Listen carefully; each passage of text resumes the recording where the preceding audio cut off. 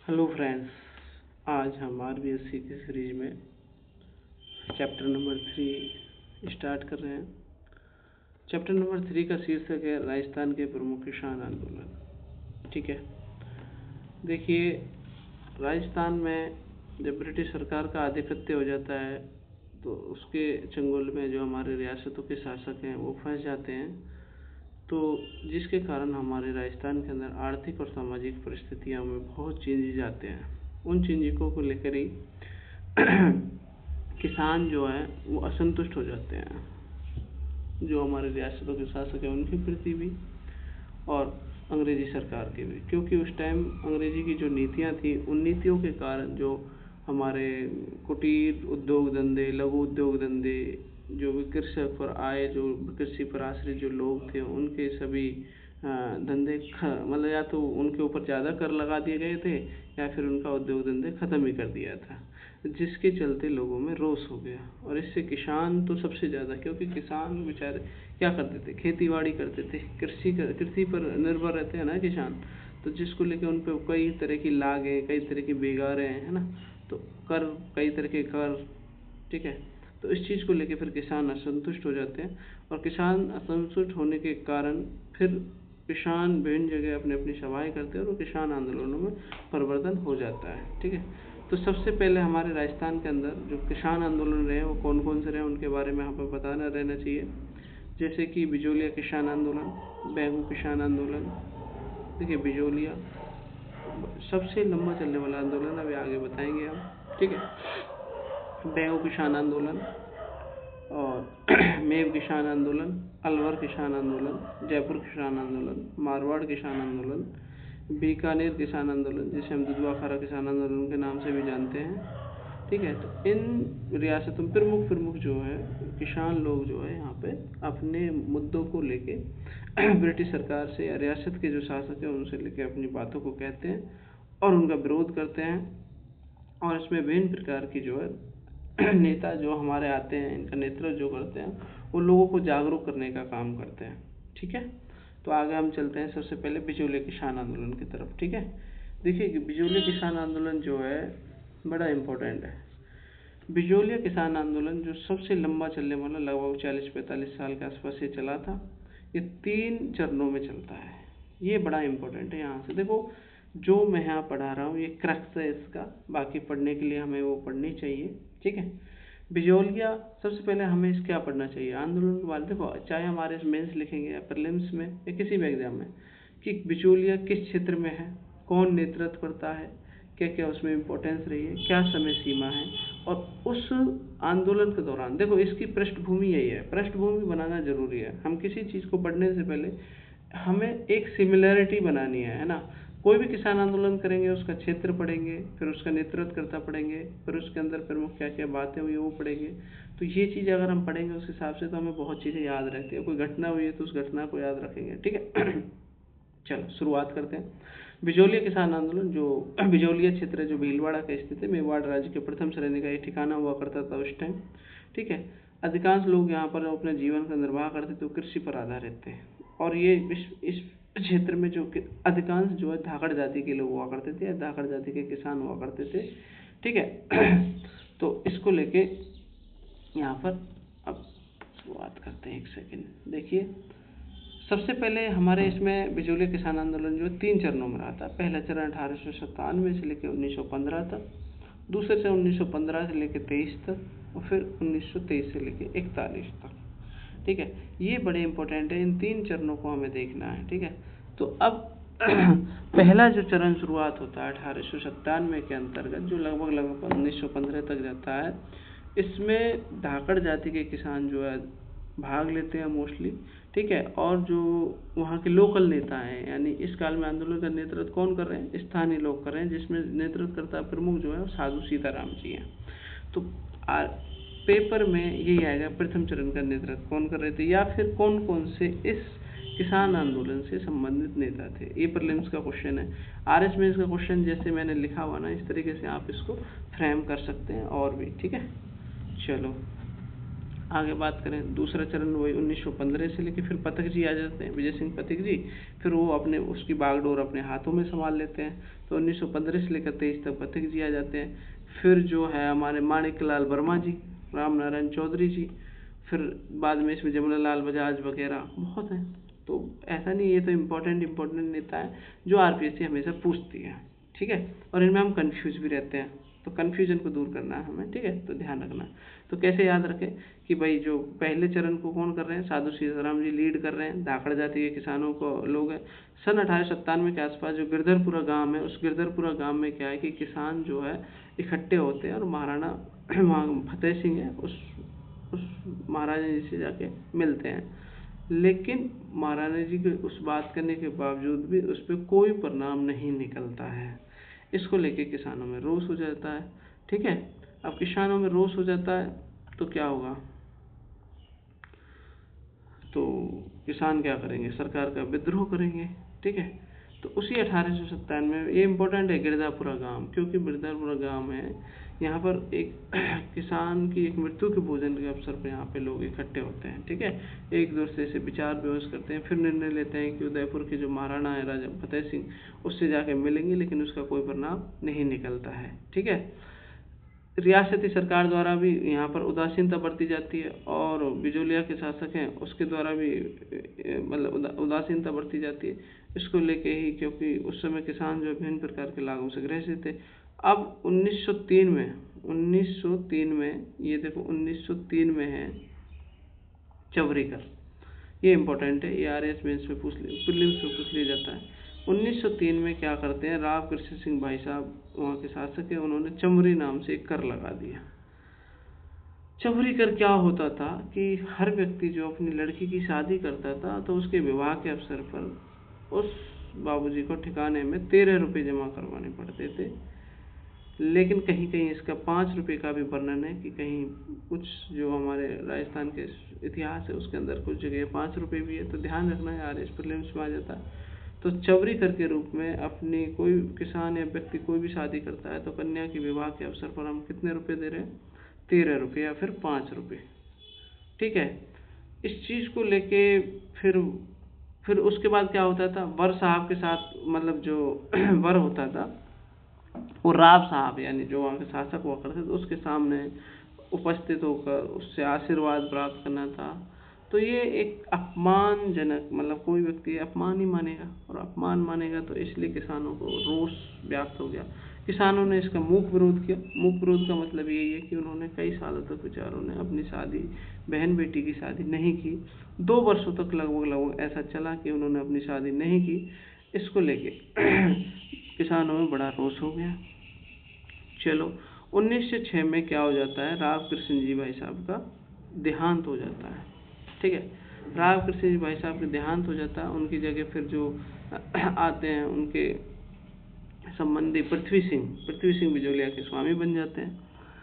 उसने एक और नया कर लगा दिया, उस कर का नाम था तलवार बंधाई, ठीक है। पृथ्वी सिंह ने कौन सा लगाया, तलवार बंधाई। आरएएस में ऐसे आएंगे, प्रीलिम्स में या पटवारी में, किसी भी एग्जाम में कुछ पूछा जा सकता है। तो चमरी कर किसने लगाया था, राव कृष्ण सिंह ने, ठीक है। और तलवार बंधाई किसने लगाया था, पृथ्वी सिंह ने। तो ये दोनों ध्यान रखने हैं, ठीक है। तो फिर भाई साहब हमारे लोग फतेह सिंह भाई साहब के पास जाते हैं, लेकिन वहाँ भी इसका कोई परिणाम नहीं निकलता है, ठीक है, कोई बात नहीं। चलो, तो उसके बाद फिर दूसरा चरण शुरू हो जाता है, ठीक है। ये पृथ्वी सिंह का देहांत हो जाता है, उसका पुत्र केसरी सिंह अल्पवयस्क होता है, और इसलिए जागीर जो प्रशासन कोर्ट है वो महाराणा के नियंत्रण में चला जाता है। किसानों को इससे कोई फायदा नहीं होता है, लेकिन जैसे उनके हालात पहले थे वैसे ही थे। इस हालात में इस आंदोलन का पहला चरण खत्म हो जाता है। फिर दूसरा चरण स्टार्ट होता है 1916 से 1923 में। अब यहाँ पर इसकी बागडोर जो संभाली वो विजय सिंह पथिक आते हैं, वास्तविक नाम इनका भूप सिंह था। अब इनमें काम करने की क्षमता अपूर्व थी। सर्वप्रथम इन्होंने क्या किया कि जो किसान लोग हैं, धाकड़ जाति के अन्य जो भी हैं, किसानों को देख रहे हैं, इन्होंने स्टडी की कि भाई ये लोग इधर उधर बटे हुए हैं। तो इन्होंने सर्वप्रथम क्या किया, लोगों को संगठित किया। क्या किया, किसानों को संगठित किया, और संगठित करने के बाद फिर इन्होंने आंदोलन को व्यवस्थित रूप दिया। आंदोलन को व्यवस्थित रूप देने के बाद इन्होंने एक विद्या प्रचारिणी सभा का गठन किया। उसी विद्या प्रचारिणी सभा के गठन के तत्वाधान में एक पुस्तकालय, एक पाठशाला, एक अखाड़ा प्रारंभ किया, जो उस समय उसमें राजनीतिक केंद्र के रूप में काम करते हैं। ठीक है, तो ये सभी जो विद्या प्रचारिणी सभा, आंदोलन, अखाड़ा, पाठशाला, ये सब क्या है, एक राजनीतिक केंद्र के रूप में काम करते हैं। यहाँ से अपना पथिक जी भाई साहब क्या करते हैं, प्रशिक्षण प्रदान करते हैं लोगों को। ठीक है, फिर धीरे धीरे इधर संपर्क करते हैं। ठीक है, तो उसी में एक माणिकलाल वर्मा जी हैं, वो इनके संपर्क में आते हैं। वो एक कर्मचारी थे सरकारी। पथिक से बातचीत होने पर वो उनसे प्रभावित हो जाते हैं और अपने ठिकाने से नौकरी से अवकाश ले लेते हैं, और वो पथिक से के साथ आजीवन सेवा करने की दीक्षा प्राप्त करते हैं और अपने किसानों के साथ कार्य में जुड़ जाते हैं। इस कार्य में साधु सीताराम का भी पथिक को बड़ा सहयोग मिल जाता है। तो यहाँ से देखो चरण यही है। दूसरे चरण में कौन कौन आ गए, साधु सीताराम जी आगे, माणिकलाल वर्मा जी आगे, और विजय सिंह पथिक आगे। ठीक है, अब विजय सिंह पथिक वहाँ का जो ऊपर माल का क्षेत्र था, उस ऊपर माल के क्षेत्र में लोकप्रिय हो गए। लोग उसे महात्मा जी के नाम से जानते थे। ठीक है, तो ये मैं लिखा 1917 में। फिर इन्होंने ऊपर माल पंच बोर्ड की स्थापना की। ये प्रीलिम्स से आ सकता है, यानी वनडे एग्जाम में किसी में आ सकता है। ऊपर माल पंच बोर्ड की स्थापना की 1917 में विजय सिंह पथिक जी ने। महात्मा जी के नाम से पुकारे जाते हैं। पथिक जी नारायण पटेल को जेल से मुक्त कराते हैं, क्योंकि एक्चुअल में क्या है कि ये जो गोविंद निवासी गांव के थे, नारायण जी पटेल, किसानों से क्या करते हैं कि आपको लाग या बेकार नहीं देनी है, इसको लेके उसको पकड़ लिया जाता है और जेल में डाल दिया जाता है। और फिर उसके बाद पथिक जी के नेतृत्व में किसानों की पंचायत होती है, और फिर वो इसको बाबूजी नारायण जी पटेल को जेल से मुक्त कराते हैं, और इस तरीके से किसानों की प्रथम विजय हो जाती है। लोग, किसानों के अंदर एक मोटिवेशन आ जाता है, प्रेरणा आ जाती है, हम भी कुछ कर सकते हैं। इस पथिक जी ने इस आंदोलन को देखिए राष्ट्रीय स्तर तक ले जाने की कोशिश की। राष्ट्रीय स्तर में उनके एक मित्र थे, मित्र का नाम था गणेश शंकर विद्यार्थी। वो समाचार पत्र, उनका प्रताप नामक समाचार पत्र था, उसके माध्यम से इसको राष्ट्रीय स्तर पर बढ़ाने की कोशिश की कि लोगों को पता लगे। भाई नेशनल लेवल पे जब तक नहीं पता लगेगा कि चल क्या रहा है राजस्थान के अंदर, तो उन्होंने संपर्क किया विद्यार्थी जी से और अपने पत्र पिलोलिया में इससे संबंधित लेख लिखवाए, तो लोगों का ध्यान आकर्षित हुआ। अब उसी समय महात्मा गांधी जी ने बिचौलिया किसान आंदोलन संबंधी जानकारी प्राप्त करने के उद्देश्य से पथिक जी को अपने पास बम्बई बुलाया और अपने निजी सचिव महादेव भाई को ऊपर माल की स्थिति जानने के लिए किसानों के पास भेजा। ठीक है, सरकार किसानों के पास भेजे, उनसे विचार विमर्श किए। ठीक है, और इस तरीके से हम कह सकते हैं गांधी जी ने अपना एक नैतिक समर्थन राजस्थान के अंतर्गत दिया था। लेकिन सरकार क्या थी, इन किसानों को क्या नहीं देना चाहती थी, रियायत नहीं देना चाहती थी। जैसी की तैसी स्थिति थी। धीरे धीरे अगस्त 2020 में गांधी जी के नेतृत्व में फिर यहाँ से असहयोग आंदोलन के रूप में ये भयंकर रूप ले लेता है, किसान आंदोलन से हटके धीरे धीरे। ठीक है, फिर उसके बाद एक ऐसी स्थिति बनती है कि ब्रिटिश सरकार ने एक उच्च स्तरीय समिति बनाई। उस स्तरीय समिति में एजीजी, देखो ये क्वेश्चन आता है कि ब्रिटिश ने किसकी अध्यक्षता में, तो एजीजी रॉबर्ट हार्लैंड, उसके साथ उसके सचिव थे आगलवी, और मेवाड़ के ब्रिटिश रेजिडेंस विल्सन, मेवाड़ राज्य के दीवान प्रभाष चंद्र चटर्जी, और एक शायर थे बिहारी लाल जी, इन सबको लगा। और लंबे विचार विमर्श के बाद एक समझौता हो जाता है और किसान और पंचायतों के बीच में एक समझौता हो जाता है। तो किसानों के पक्ष को उन्होंने कुछ हद तक स्वीकारा था। लगभग 35 जो लाख बेकारें कर व्यवस्था थी, 35 लाखें थी, उनको समाप्त कर दिया और 1922 के आसपास ये आंदोलन फिर समाप्त हो जाता है। इसका मतलब दूसरा चरण का पूरा हो जाता है। ठीक है, फिर क्या हुआ, असहयोग आंदोलन समाप्त होते जैसे एजीजी किसानों के साथ समझौते के प्रति उदासीन हो गया। मतलब धीरे धीरे फिर वही अपनी पुरानी स्थिति पे ब्रिटिश सरकार आ गई, किसान बड़े दुखी हो गए। किसानों ने फिर जो लागें हटाई थी वो पुनः किसानों के ऊपर दोबारा से लगा दी। इसको लेके फिर किसान फिर से बड़ी समस्या में आ गए। तो अब क्या हो, राम नारायण चौधरी भाई साहब और जो हमारे माणिकलाल वर्मा जी हैं वो किसानों से बात करते हैं और दोबारा से फिर इसको आंदोलन को शुरुआत करते हैं। ठीक है। और फिर 1931 को सेठ जमनालाल बजाज भाई साहब जमनालाल बजाज आ जाते हैं। तो इस तरीके से अब लोगों ने फिर इसको तीसरी बार पुनः इस आंदोलन को मतलब चलाने की कोशिश करते हैं। फिर 1941 ईस्वी में मेवाड़ के दीवान जो टी विजयन भाई साहब है राघवाचार्य ने, जो टी विजयन राघवाचार्य वो राजस्व मंत्री उस समय हुआ करते थे, डॉक्टर मोहन सिंह मेहता, उसको बिजोलिया भेजा, नेताओं से बातचीत की, किसानों की ज़मीनों को वापस कराया।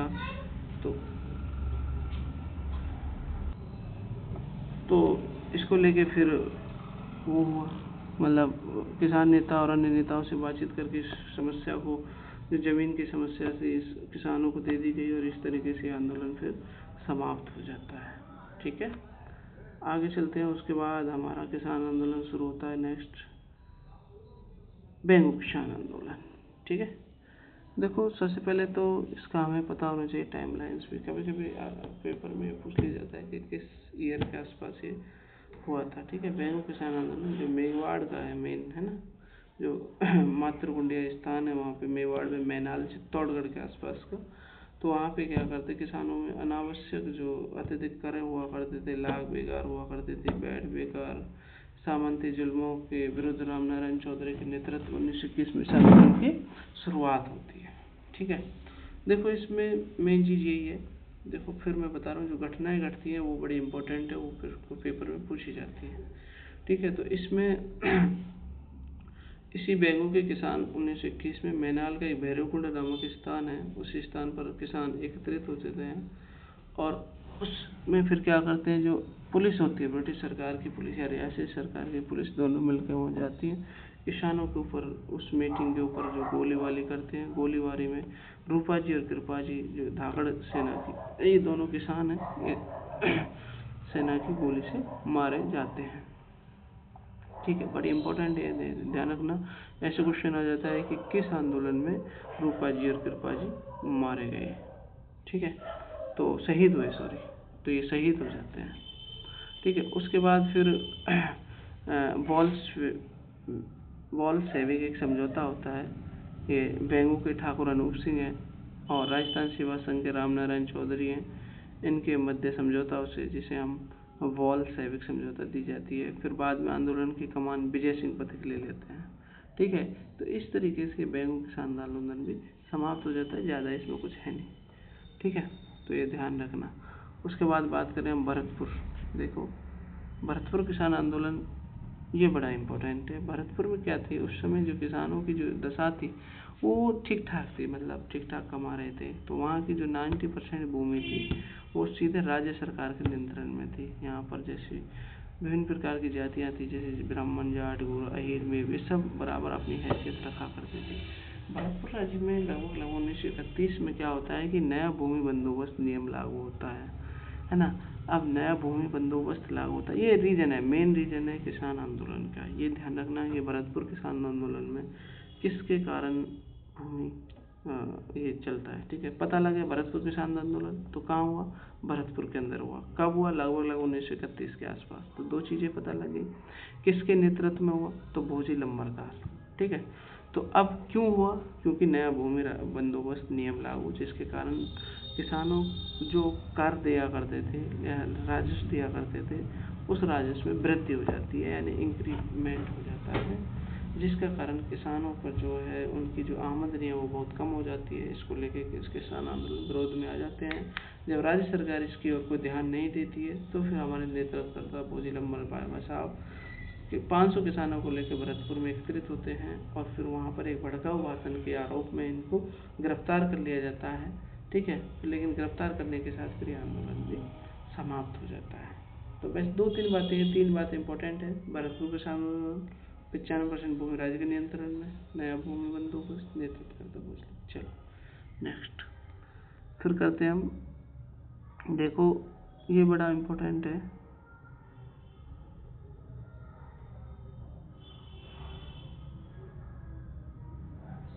अलवर किसान आंदोलन। ठीक है, अलवर किसान आंदोलन। ठीक है, दिख रहा है। चलो देखो ऐसा ही है, थोड़ा बहुत इधर उधर हो सकता है। ठीक है, अलवर किसान आंदोलन देखिए, ये नेतृत्व करता है इसके माधव सिंह और गोविंद सिंह है। ठीक है, इसमें क्या था कि उस समय अंग्रेज ब्रिटिश सरकार के समय में जो रियासत सरकार है, जंगली सूअर हुआ करते थे, उनको अनाज खिलाकर मतलब रोधों में पाला जाता था। रहने का स्थान था सूअर का रोधों। तो ये सूअर क्या करते थे, किसानों की जो खड़ी फसल हुआ करती थी, उन खड़ी फसल को बर्बाद कर दिया करते थे। तो किसानों की क्या, आज जब उनकी आमदनी का स्रोत ही खत्म हो जाएगा तो क्या खाएंगे और क्या पिएंगे। ठीक है, तो इसको लेके फिर जो है इनकी आमदनी खत्म हो जाती है।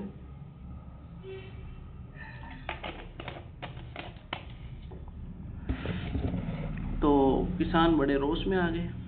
किसानों ने 1921 में, इसमें लिखा नहीं है, मैं लिख देता हूँ, 1921,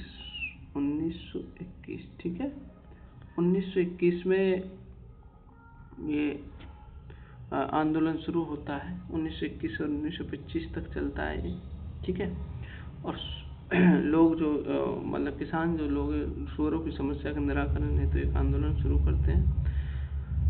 अब वो सरकार ने अंततः इन सूअरों को मारने की इजाज़त तो दे दी, ठीक है, इजाज़त मिल गई, लेकिन क्या किया, जो लगान दरें थी, कर व्यवस्था थी या राजस्व व्यवस्था थी, उसमें महाराजा जयसिंह हुआ करते थे उस टाइम, उस महाराजा जयसिंह ने उनकी दरों को बढ़ा दिया।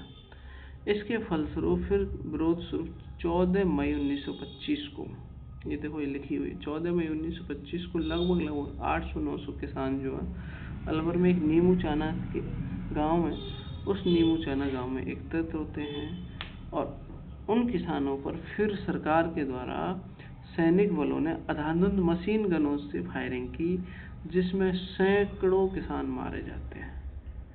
ठीक है, अब देख रहे हो कितनी भीभत्स समस्या थी। तो उस समय बड़ा समस्या।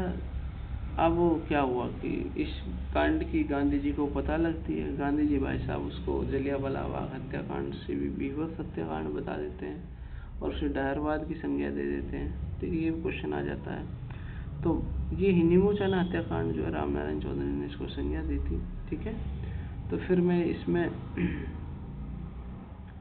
अनेक प्रकार की, बाद में सरकार को किसानों की जो कर हैं, कर व्यवस्था के बारे में समक्ष झुकना पड़ता है। ठीक है, फिर इसमें एक जांच आयोग बैठा दिया जाता है, जिसमें छाजू सिंह और मांगलाल की अध्यक्षता में ये जांच आयोग चलता है। ठीक है, चलो फिर आ जाता है एक मेव किसान आंदोलन। देखो ये इसी से जुड़ा हुआ है, मेव किसान आंदोलन। देखो क्वेश्चन आ जाता है प्रीलिम्स में, ये भी अलवर भरतपुर का जो एरिया है वहीं पे है, मुसलमानों का एरिया है। ठीक है, तो 1932 से 34 के अंतर्गत एक संस्था बनती है, जिस संस्था का नाम होता है अंजुमन खादिम उल इस्लाम। संस्था के माध्यम से मोहम्मद हादी ने इस संस्था को लेकर अलवर भरतपुर में जो मुसलमान मेव किसान भाई हैं उनको संगठित करते हैं। ठीक है, ये इम्पोर्टेंट है कि भाई मेव किसान आंदोलन का नेतृत्व कौन कर रहे थे, तो कौन कर रहे थे, मोहम्मद हादी। किस संस्था, अंजुमन खादिम उल इस्लाम संस्था के माध्यम से। ठीक है, उधर जो हरियाणा का कुछ पार्ट था इसमें, जो गुड़गांव साइड का पार्ट है, ये पार्ट बटा हुआ है, राजस्थान अलवर, राजस्थान यूपी का थोड़ा पार्ट है, हरियाणा का थोड़ा पार्ट है, इस तरीके से मेवात इलाका है। ठीक है, तो वहाँ पर अलवर में और गुड़गांव के आसपास यासीन खां बाबूजी थे, तो यासीन खां हमारे नेतृत्व करते हैं। ठीक है, ये किसानों से बोलते हैं कि भाई तुमको खरीफ का फसल नहीं देना है, तो इन्होंने बंद करवा दिए। तो इसको लेके फिर जो है किसानों में रोष हो जाता है। फिर सरकार ने क्या किया कि एक मेव भाई को क्या करते हैं, अपने जो स्टेट की काउंसिल या राज्य परिषद है उसमें स्थान दे देते हैं। स्थान में खान बहादुर काजी अजमुद्दीन बिलग्रामी को सदस्य बना दिया जाता है। अब इससे क्या हुआ कि और आंदोलन घटने की बजाय और ज़्यादा बढ़ गया। मतलब सरकार ने ये सोचा कि हम इसको ये कर देते हैं तो इससे लोग जो मान जाएंगे भाई हमारा व्यक्ति उनके उसमें चला गया, तो इस चीज़ को लेके और बढ़ गया। एक सेकंड। तो इस तरीके से फिर बाद में 1937 के अंतर्गत जो है बिलग्रामी में एक मेव संकट की जांच की कमेटी बनाई जाती है। फिर इनकी समस्याओं को कर लिया जाता है और उसके बाद इनका समाधान करने की कोशिश की जाती है। इस तरीके से आंदोलन खत्म हो जाता है। ठीक है। फिर आता है एक बूंदी का आंदोलन, ये इम्पोर्टेंट है। बूंदी का किसान आंदोलन, बूंदी राज्य में किसानों पर अत्याचार प्रारंभ हो जाते हैं। तो इसमें इसका नेतृत्व कर रहे हैं नैनूराम जी, तो 1922 के आसपास है। ठीक है, तो राजस्थान सेवा संघ बूंदी में जो वो किसान आंदोलन पर अत्याचार हो रहे थे, वो उसकी निंदा कर रहे थे। ठीक है, फिर एक क्या होता है, डावी गांव में 2 अप्रैल 1923 को डावी गांव में किसानों की एक सभा होती है। सभा में एकत्रित भीड़ पर पुलिस ने बड़ी निष्ठुरता के साथ जो लाठी और गोलियां चलाती हैं। उसमें भी ये 2 व्यक्ति शहीद हो जाते हैं, देवीलाल गुर्जर और नानक भील। ठीक है, तो बड़ी इम्पोर्टेंट है ये, और इसकी मतलब सर्वत्र निंदा की जाती है। ठीक है, तो बाद में फिर मीटिंग्स होती हैं, इसमें कुछ शिकायतों को तो मतलब सॉल्व कर लिया जाता है, लेकिन कुछ आगे ज़्यादा होता नहीं है। फिर ये धीरे धीरे 1936 के आसपास बरड़ क्षेत्र के आसपास, जिसको हम बरड़ किसान आंदोलन भी कहते हैं, बरड़ क्षेत्र में ये आंदोलन शुरू हो जाता है। ठीक है, 1936 के आसपास हुडेश्वर महादेव मंदिर है, ये 5 अक्टूबर 1936 की बात है, हिंडौली में ये हुडेश्वर महादेव मंदिर। उसमें फिर 90 गांवों के गुर्जर मीरा जो किसान है, वो 500 किसानों का लगभग एक जत्था विराट सम्मेलन होता है, एक मांग पत्र तैयार किया जाता है और सरकार को भेजा जाता है, लेकिन उसमें भी कोई फ़ायदा नहीं, सरकार उन बातों पर ध्यान नहीं देता है।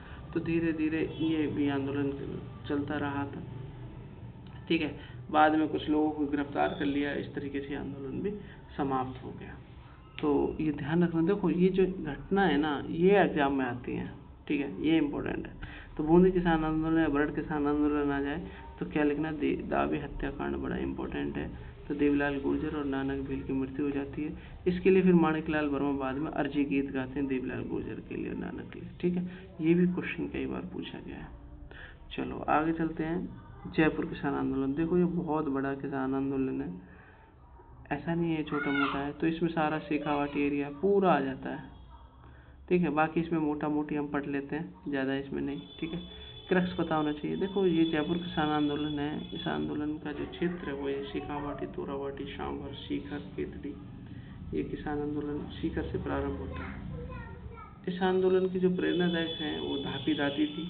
ठीक है, अब समस्या क्या थी, वही भूमि बंदोबस्त है। सीकर के राव साहब भाई साहब ने उस छोटी जरीब को लेकर उसमें इजाफा कर दिया, तो किसानों को बड़ी समस्या हुई।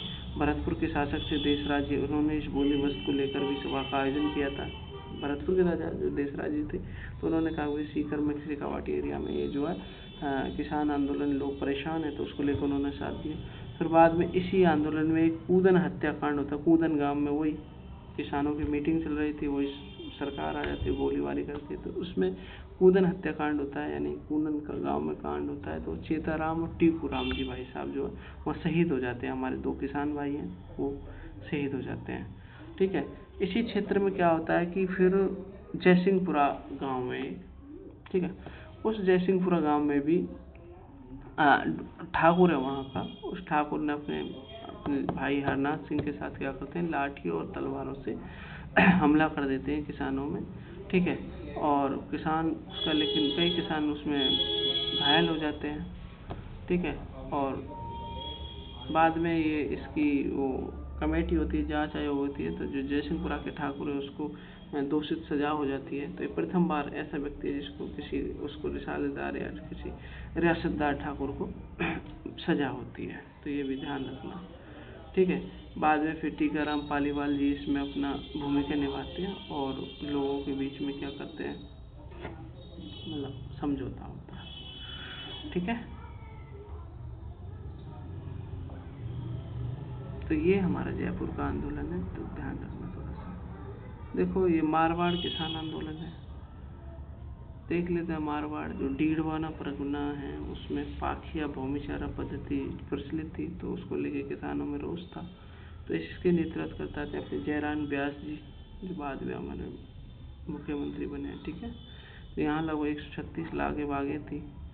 तो उन्होंने इस किसान आंदोलन के बारे में एक तरुण राजस्थान समाचार पत्र जयराम जी ने अपना संपादक किया था, तो उसमें भी उन्होंने निकाला था। तो ये क्वेश्चन पूछ लिया जाता है कभी कभी। ठीक है, और इसी डावड़ा गांव भी है यहाँ पे, है ना, उसमें भी किसान आंदोलन होता है। उसके बाद देखो बीकानेर किसान आंदोलन, इसका नेतृत्व हनुमान सिंह कर रहे थे। ठीक है, बड़ा इंपॉर्टेंट है, क्वेश्चन आ जाता है कि विकास दुधवा खारा एक गांव है, वहाँ पे लेके किसानों में ये हनुमान सिंह जी जो है मीटिंग सभा करते हैं। तो ये इम्पोर्टेंट है कि ये दुधवा खारा आंदोलन के नाम से भी प्रसिद्ध है। तो हनुमान सिंह के ऊपर क्या होता है कि वो मुकदमा चलता है देशद्रोह का। ठीक है, तो ये यहीं तक इम्पोर्टेंट है। उसके बाद एक राय सिंह नगर है, यहाँ पे राय सिंह नगर में फिर बीरबल जी शहीद हो जाते हैं। वो एक किसानों के लेके मीटिंग चलती है, उसमें इनका तो वही काम होता था ब्रिटिश सरकार का, किसानों को जहाँ भी मीटिंग होते हैं उसी को जाके उन्होंने भंग कर देना, उसी पर गोली लाठियाँ जो भी है आक्रमण कर देना। ठीक है, तो राय सिंह नगर में भी एक वो प्रजा परिषद को लेके सभा चल रही थी। तो उस सभा में क्या था कि लाठियों से आक्रमण कर दिया, जिसमें बीरबल सिंह जी जो है शहीद हो गए थे। ठीक है, तो इसकी भी हर जगह जो है कांड की समीक्षा की जाती है या फिर निंदा की जाती है।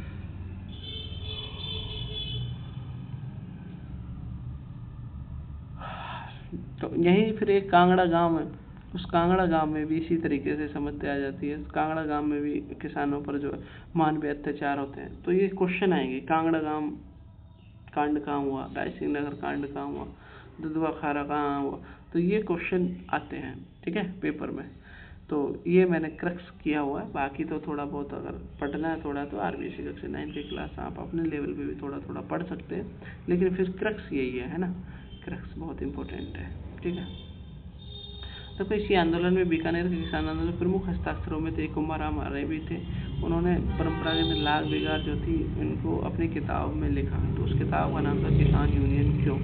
तो हमारे एक्चुअली सिलेबस में आता है कि कौन सी पुस्तकें किसने लिखी हैं, तो उसमें हम इस क्वेश्चन को कर सकते हैं, है ना। कुमाराम आर्य ने कौन सी किसान यूनियन क्यों, तो कोई क्वेश्चन आ जाए।